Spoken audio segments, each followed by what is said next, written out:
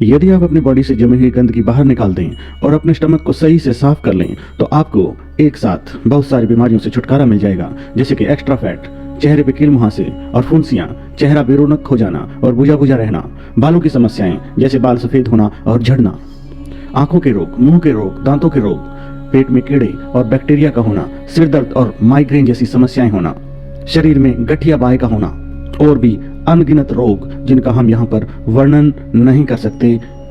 वो रोग भी यदि आप अपने शरीर की अंदर की सफाई यानी कि अपने पेट की सफाई सही से कर लेंगे तो आपको अनगिनत रोगों से एक साथ छुटकारा मिल जाएगा। जिस इंसान पर मोटापा आ गया हो वो भी, और जो हद से ज्यादा पतला हो वो भी, दोनों ही अपनी परफेक्ट शेप में आ जाएंगी यदि वो हमारे द्वारा बताया हुआ यह प्रयोग करेंगे तो।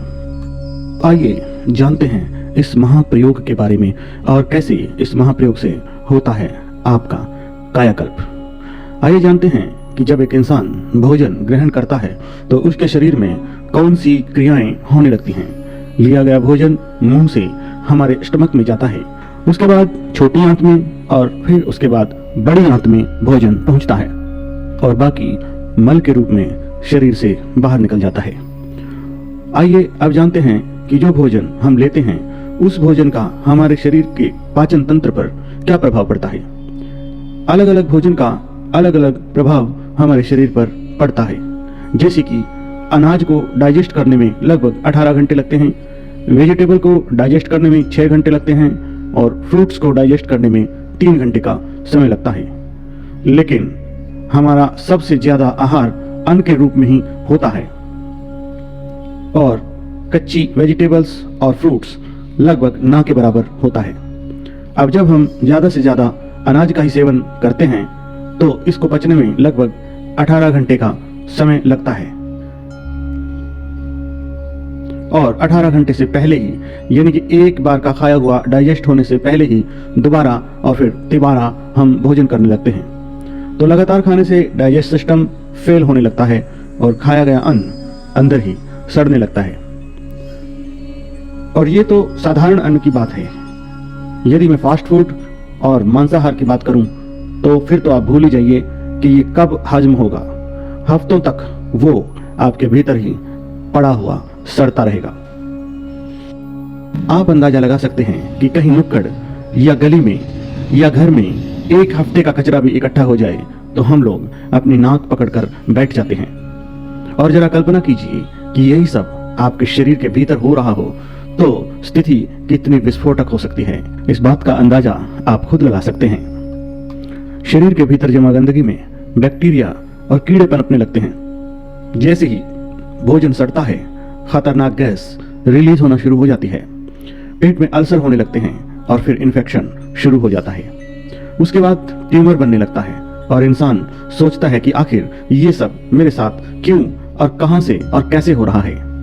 हमारी आंत एक पाइप की जैसी होती है। गलत खान पान, फास्ट फूड, मांसाहार जैसे आहार की वजह से वो सब आंतों में जाकर चिपक जाता है क्योंकि उसमें फाइबर नहीं होता। नसें ब्लॉक होने लगती हैं और उसके बाद भूख लगनी बंद हो जाती है। लेकिन इंसान फिर भी कुछ ना कुछ खाने की कोशिश करता रहता है और यहीं से उसकी उल्टी गिनती शुरू हो जाती है। छोटी और बड़ी आंत से खाना पचने के बाद हमारे ब्लड में पहुंचता है। जो दूषित अन्न हमारी छोटी और बड़ी आंत में जमा होता है उसी अन्न से छोटी और बड़ी आंत होते हुए हमारे खून में शामिल हो जाता है और हमारा ब्लड दूषित होने लगता है। और जब यही ब्लड पूरी बॉडी में सर्कुलेट होता है, यही दूषित खून जब फेस की तरफ जाता है तो दाग, धब्बे, कील, मुहासे और फुंसियां होने लगती है। स्किन की एलर्जी और सोराइसिस जैसी भयानक रोग शरीर में पनपने लगते हैं। और यही इन्फेक्टेड ब्लड जब हार्ट में जाता है तो हार्ट डिजीज पैदा होने लगती है। और यही गंदगी जब किडनी की तरफ जाती है तो स्टोन पैदा होने लगते हैं। और यही दूषित खून जब हमारे श्वसन तंत्र में जाता है तो हमें अस्थमा की प्रॉब्लम शुरू हो जाती है। और यही दूषित रक्त जब हमारी धमनियों में बहने लगता है तो कोलेस्ट्रॉल हो जाता है। और यदि समय रहते पेट में जमा हुए गंदगी के ढेर का निपटारा नहीं किया गया तो उसमें से बहुत ही जल्दी एक भस्मासुर पैदा होता है जो कि पूरे शरीर को रोग की आग में भस्म कर डालता है। आपने देखा कि वही दूषित खून जब शरीर के अलग अलग भागों में जाता है तो अलग अलग रोगों के नाम से जाना जाता है, जबकि समस्या सिर्फ एक है। वो समस्या है हमारे पेट में इकट्ठी हुई गंदगी और अनपचा भोजन। तो एक सिंपल सा फंडा ये है कि जिस प्रकार भारत स्वच्छ अभियान चलाया गया है, उसी प्रकार हमें भी हमारा स्वच्छ शरीर अभियान चलाना पड़ेगा। सबसे बड़ी विडंबना यह है कि बाहर के शरीर की सफाई का ज्ञान हर जगह हर कोई देने पे लगा हुआ है, जबकि शरीर के भीतर की सफाई का ज्ञान बहुत ही कम लोग दे रहे हैं। चेहरे पे लगाने वाले क्रीम, पाउडर, लोशन, साबुन, शैम्पू, करोड़ों का कारोबार इनको लेकर किया जा रहा है, लेकिन भीतर की सफाई की बात कोई नहीं करता। और प्यारे दर्शकों, हम आपको भरोसा दिलाते हैं कि यदि आप अपने शरीर की भीतर की सफाई अच्छे से कर पाएंगे तो आपको इनमें से किसी भी रोग का सामना नहीं करना पड़ेगा और ना ही अपनी खूबसूरती और अपने शरीर को स्वस्थ रखने के लिए हजारों लाखों रुपए की दवाइयां मंगवानी पड़ेगी। अब एक सवाल आपके दिमाग में बार बार उठ रहा होगा कि आखिर हम अपने शरीर को स्वस्थ रखने के लिए और अपने शरीर की आंतरिक सफाई के लिए क्या करें। तो आइए सीख लेते हैं। पहला स्टेप है शरीर में जमी हुई गंदगी को बाहर निकालना। हमारा शरीर बिना किसी अवकाश के 24 घंटे काम करता रहता है। भोजन के पचाने के बाद बॉडी की क्लीनिंग का काम शुरू हो जाता है। जैसे हम किचन के सब काम निपटाने के बाद सब कुछ धोकर रख देते हैं और उसकी सफाई करते हैं, लेकिन यदि भोजन शरीर में पड़ा हुआ है तो उसको डाइजेस्ट करने का काम ही चलता रहता है और उसकी क्लीनिंग का काम कभी भी हो नहीं पाता। शरीर एक ऐसे कारखाने में तब्दील हो जाता है जिसके वर्कर 24 घंटे काम पर लगे हुए हैं और उनको एक सेकंड का भी अवकाश नहीं मिलता। ऐसे में प्यारे दर्शकों, आप जान सकते हैं कि उस फैक्ट्री में काम करने वाले वर्करों की क्या हालत होगी और उस फैक्ट्री की हालत क्या होगी। तो जो सबसे पहला काम आपने करना है वो ये है कि आप छोटी हर्ड ले आएं बाजार से, उनको साफ करके थोड़ा धूप में सुखा लें। उसके बाद देसी घी में उनको भूनकर मिक्सी में ग्राइंड करके उनका चूर्ण बना लें। सुबह गुनगुने पानी के साथ एक बड़ा चम्मच खाली पेट ले लें। ये नुस्खा आजमाया हुआ है और हजारों लोग जो कि हॉस्पिटलों के चक्कर लगा रहे थे, उनकी जान इस नुस्खे से बची है।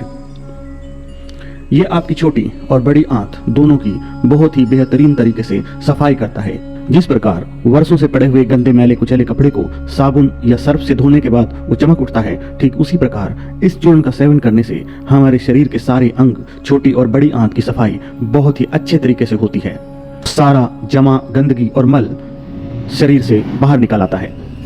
इसमें बस सावधानी ये रखनी है कि जो टीबी का मरीज हो या गर्भवती स्त्री हो, उनको ये हर्ड नहीं लेनी है। दूसरा स्टेप है उपवास यानी कि फास्ट। हमारे धर्म में उपवास का बहुत बड़ा विज्ञान बताया गया है। उपवास शरीर को कुंदन बना देता है। अब उपवास के विज्ञान को जरा समझ लेते हैं।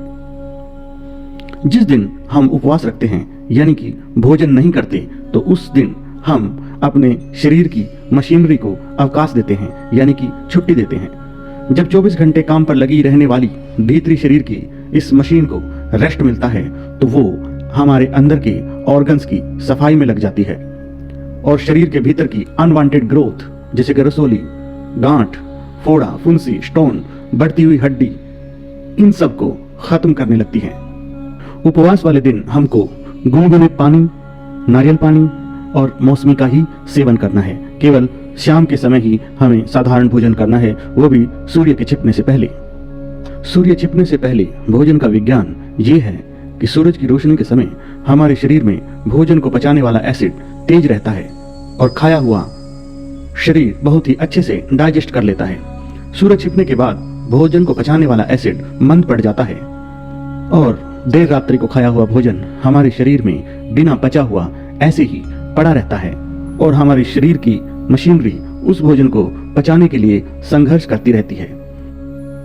समय से किए हुए भोजन को पचाने के उपरांत हमारे शरीर की मशीनरी रात्रि 11 बजे से लेकर सुबह 3 बजे तक हमारे शरीर की भीतर साफ सफाई का कार्य करती है। लेकिन यदि हमारे शरीर में देर रात्रि से खाया हुआ अनपचा भोजन पड़ा रहता है तो पूरा तंत्र उसी को पचाने की कोशिश में लगा रहता है और शरीर की सफाई का कोई भी कार्य पूरा नहीं हो पाता। इसलिए हमको सूर्य छिपने से पहले ही भोजन कर लेना चाहिए ताकि हमारे शरीर का पाचन तंत्र शरीर की सफाई का कार्य भी समय रहते कर सके। आइए अब बात करते हैं कि सुबह से लेकर शाम तक हमारा भोजन किस प्रकार का होना चाहिए। सुबह दिन की शुरुआत हम 1 गिलास लौकी के जूस से कर सकते हैं। लौकी का जूस बहुत सारे टॉक्सिन को बॉडी से बाहर करने में हमारी सहायता करता है। उसके बाद नाश्ते में 500 ग्राम सीजनल फ्रूट हम ले सकते हैं। फ्रूट में रहने वाले एंजाइम बॉडी की ब्लॉक नसों को खोलने में हमारी मदद करते हैं। साथ ही फाइबर शरीर के भीतर जमा हुई गंदगी को साफ करता है। अब आते हैं लंच पर। लंच में हमें 2 प्लेट लेनी है। एक प्लेट में 200 ग्राम सैलेड हमको लेना है और एक प्लेट में नॉर्मल डाइट जो कि हम लेते हैं वो लेनी है। सबसे पहले सलाद वाली प्लेट हमें फिनिश करनी है और उसके बाद दूसरी। भोजन करने के कम से कम 1 घंटे तक हमें पानी नहीं पीना है। भोजन के साथ पानी पीने से भोजन को पचाने वाली अग्नि मंद पड़ जाती है और भोजन ऐसे ही बिना पचे हुए हमारे शरीर में पड़ा रह जाता है, जिसके की घातक परिणाम हमें भुगतने पड़ते हैं। तो आइए अब बात करते हैं हम डिनर की। सूरज के अस्त होने से पहले 200 ग्राम सलाद और फिर दूसरी नॉर्मल प्लेट जिसमें कि आप दाल, रोटी या चावल ले सकते हैं। उसके बाद गुड़ या सौंफ का भी सेवन आप कर सकते हैं। सप्ताह में 1 बार अपनी आस्था और सुविधा के अनुसार कोई भी दिन आप चुन सकते हैं और उस दिन गुनगुना पानी, मौसमी का रस या कि नारियल पानी, इनका प्रयोग हम कर सकते हैं। और शाम के समय जैसा कि भोजन आपको बताया गया है, सूर्य छिपने से पहले वो भोजन हम कर सकते हैं। प्यारे दर्शकों, 3 महीने तक यदि कोई इस डाइट प्लान को या इस लाइफस्टाइल को अपनाता है तो उसका कायाकल्प निश्चित है। 3 महीने तक इस तरह के लाइफस्टाइल और डाइट प्लान के साथ रहने वाले व्यक्ति का चेहरा दमकने लगता है और चेहरे पर पैदा हुए कील, मुहासे, फोड़े, फुंसी और इसके अलावा बहुत सी गंभीर बीमारियां ऐसे गायब हो जाएंगी जैसे कि गधे के सिर से सींग। प्यारे दर्शकों, ये वीडियो सर्वे भवन्तु सुखिना की मंगल कामना के साथ बहुत ही मेहनत और लगन से आप लोगों के लिए बनाई गई है। ये वीडियो आपको कैसी लगी कमेंट बॉक्स में जरूर बताएं और ये दिनचर्या और ये डाइट प्लान फॉलो करने से आपके जीवन में क्या परिवर्तन आए कमेंट बॉक्स में जरूर बताएं। चैनल को यदि आपने सब्सक्राइब नहीं किया तो जरूर कर लें। आपके द्वारा दिए गए इस सहयोग से हमारा हौसला बढ़ता रहता है। आप सभी के जीवन की मंगल कामना के साथ आपसे विदा लेता हूँ। जय हिंद, जय भारत।